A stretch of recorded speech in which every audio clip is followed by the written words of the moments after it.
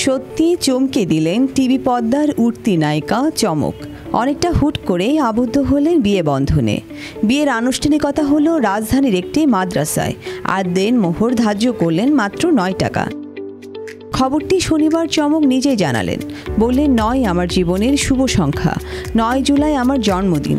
সেই ভাবনা থেকে বিয়ের দেনমোহর 9 টাকা ধার্য করেছি।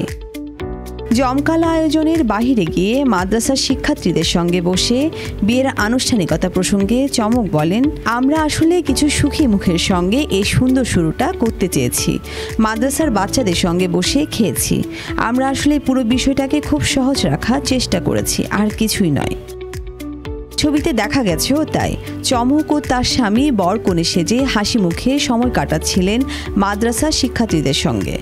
এর আগে গত 2 দিন ধরে আন্টি বদল আর গায়ে হলুদের ছবি প্রকাশ করেছিলেন চমক। জানা গেছে চমকের বরের নাম আজমান নাসির। পেশায় মূলত ব্যবসায়ী হলেও পাশাপাশি অভিনয়ের সঙ্গেও জড়িত আছেন। কাজের সুবাদে নাসিরের সঙ্গে চমকের পরিচয় ও সখ্যতা। বর্ণিশা চৌধুরী, বাংলা ধারা।